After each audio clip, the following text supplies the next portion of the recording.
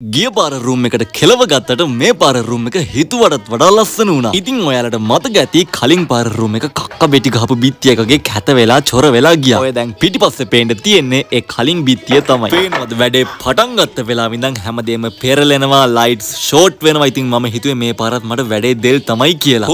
කොහොම හරි අස්පස් කරන වැඩ ටික නම් ඉවර කරගත්තා. කොහොම හරි මේ පැත්තේ බිත්තිය සුද්ධ කරගත්තා. දැන් ඉතින් තියෙන්නේ හෙට උදේ වෙනකන් ඉඳලා වැඩේ දෙන්න.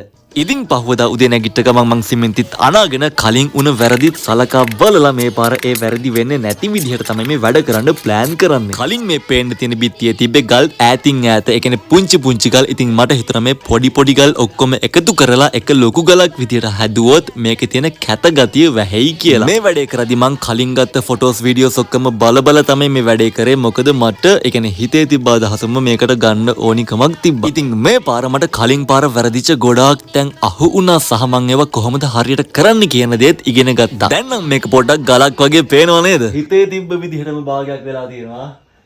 දැන් ඉතින් තියෙන්නේ මේ පැත්තේ බිත්තියට යන්න. ඒකත් කරලා ඉතුරු වැඩ ටික පෙන්නන්න.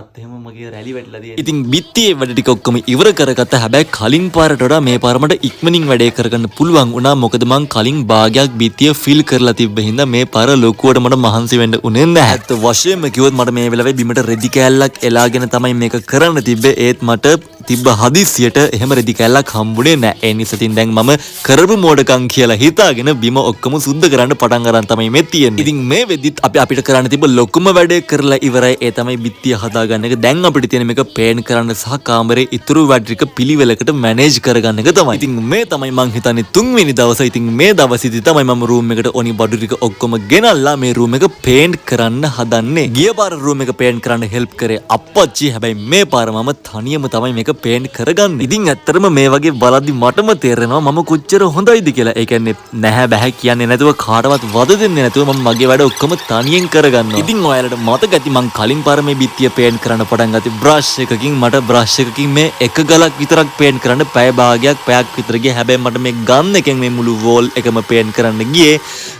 විනාඩි 15ක් විතර. ඉතින් පේන්ට් එකෙන් පස්සේ මම අලු පාටින් පොඩි ටච් එකක් මේ ගල් වලට දුන්නා. පොඩි තාත්වික ගතියක් මතුවෙන්න කියලා. ඇත්තටම කලින් පාර බිත්තිය ගැන මට ලොකු විශ්වාසයක් තිබෙනවා. හැබැයි මේ බිත්තිය මට දැන් දකිද්දිම හිතනවා මේක නම් මගේ හිතේ තිබ්බ වයිබ් එකටම ඇවිල්ලා තියෙනවා කියන එක. මෙන්න මේ ටීවී ස්ටෑන්ඩ් එක බිත්තියට හයි කරන එක තමයි මට එපා මුනේ. පිස්සුම හැදුනේ. මොකද මේකේ අනවශ්‍ය කැලි හැමතැනම තිබ්බා. ඉතින් ඊට පස්සේ මම මේ ලයිට්ස් පාටි ටික එල්ල ගත්තා මේ අලව ගත්තා. මේ ස්ට්‍රිප් ලයිට්ස් වලින් තමයි ඒ ගල් වල ෂැඩෝ එක ලස්සනට වැටෙන්නේ කියන්නේ පේන. හැමදේම අන්තිමට සම්පූර්ණ. හැබැයි මට මේ කාමරේ බිම වෙනස් කරන්න ඕනි සහ මට කාමරයට ලස්සන කම්ෆර්ටබල් කම්ෆි පුටුවක් ගන්න ඕනි. ඒ වගේම තමයි මට එදා ඉඳන් ආසාවක් තිබ්බා ටීවී එකකට.